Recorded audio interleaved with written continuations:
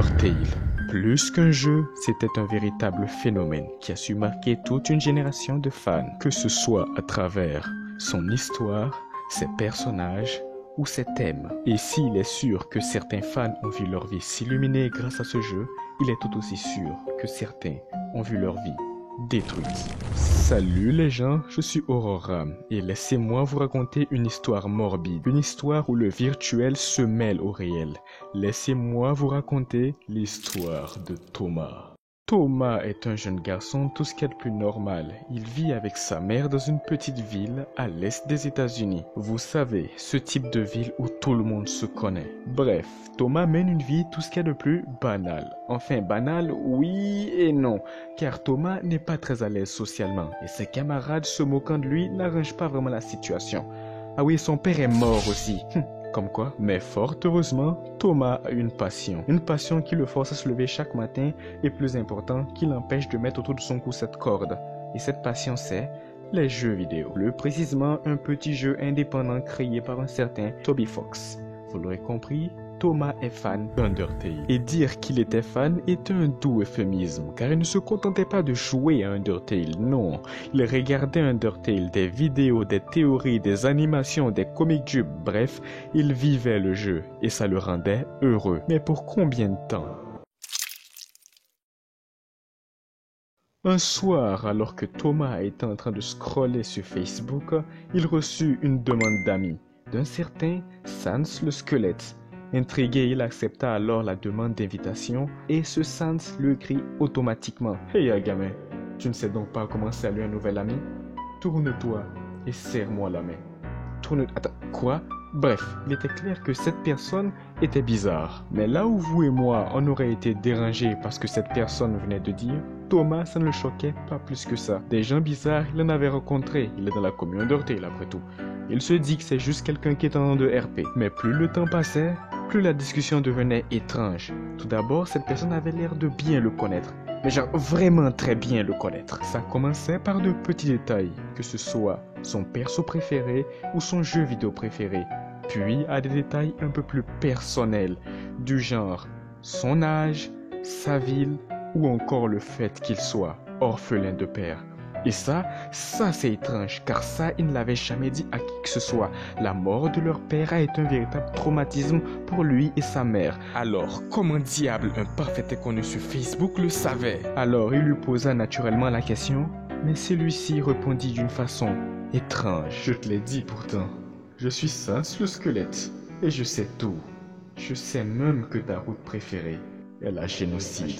Et là, je fais une pause. Pour ceux qui ne connaissent pas Undertale, il existe 3 types de routes qui se déclenchent selon nos actions. La pacifique, la neutre et la génocide. Et c'est celle-ci qui nous intéresse. Pour débloquer la génocide, il faut tuer des monstres. Mais pas genre tuer quelques monstres, non. Il faut les tuer tous, les chasser, les traquer, jusqu'à ce qu'il ne reste rien. Et cette route était la préférée de Thomas, car elle développait énormément de personnages, notamment Sans.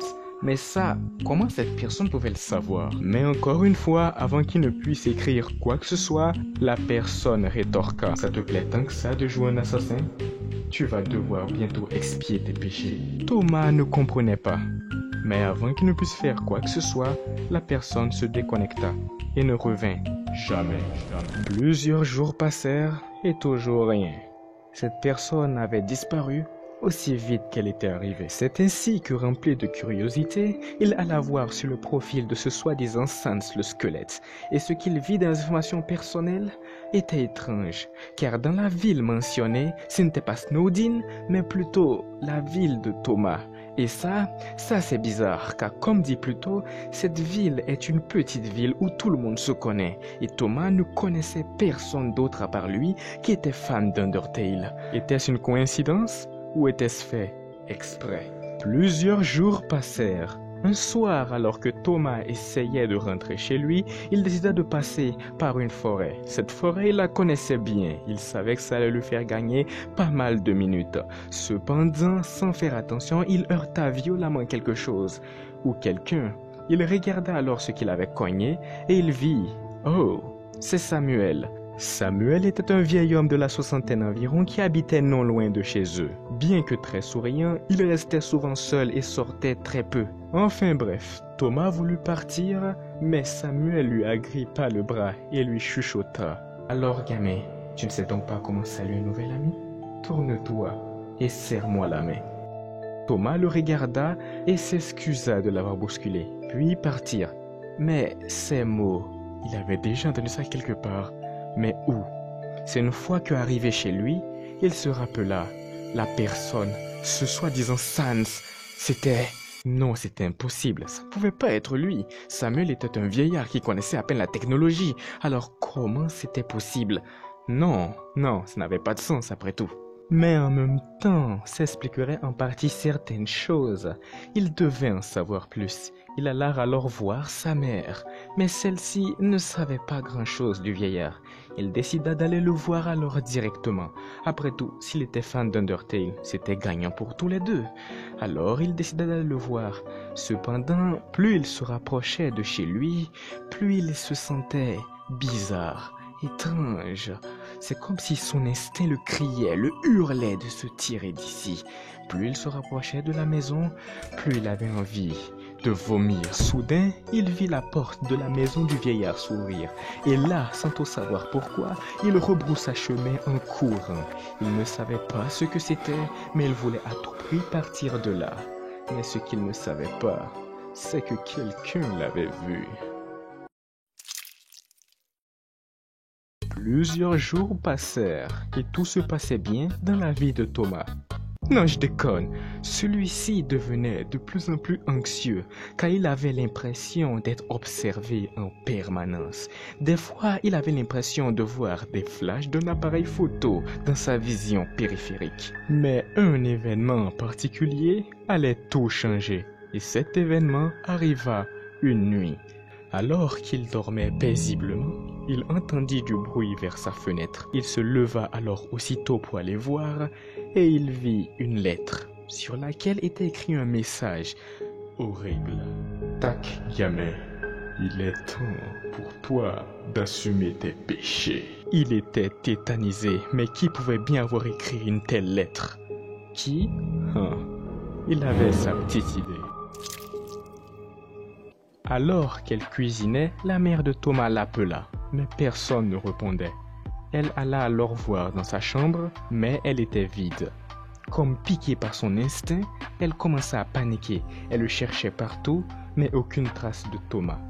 Les jours passèrent, mais toujours rien. Elle était au fond du gouffre et la police n'avait aucune piste. Soudain, elle se rappela des questions que Thomas lui avait posées sur Samuel. Elle se disait que c'était une piste valable. C'est ainsi qu'elle alla voir chez le vieillard, mais elle ne vit personne. Elle fut rejointe peu de temps plus tard par la police qu'elle avait appelée, mais ce qu'il vit dans cette maison leur glaça le sang. Et rassurez-vous, ce n'était pas le corps déchiqueté de Thomas, mais plutôt des photos. Énormément de photos. Des plans détaillés de fond en comble. Tout ça sur Thomas. Samuel savait tout de Thomas. Il savait ce qu'il aimait, ce qu'il faisait et quand il le faisait. Et à côté de tout ça, il y avait une illustration de Sans le squelette.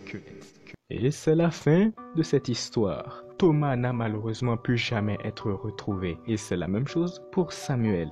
Ils avaient juste disparu. Cependant, plusieurs théories fusent. Pour certains, Samuel serait un stalker qui connaissait tout de la vie de Thomas. Il utilisa alors ses connaissances sur Undertale pour le perturber et mieux, le kidnapper. Pour d'autres, par contre, ça serait à cause de Illness Sans. Et si vous ne savez pas qui c'est, sachez que l'autre version de moi a fait une vidéo dessus. Bien, cette vidéo à présent terminée. N'hésitez pas à liker, commenter et à vous abonner. Ceci me fera énormément plaisir. J'essaye de rusher les 1000 abonnés avant la fin de ce mois. Et puis comme ça, vous pourrez vous vanter en disant que vous étiez là depuis les débuts. Quant à moi, je vous souhaite de prendre soin de vous et surtout n'oubliez jamais, le multivers est vaste, suffisamment vaste pour que vous puissiez y trouver votre pire cauchemar. Sur ce, c'était Auroram. À plus les gens.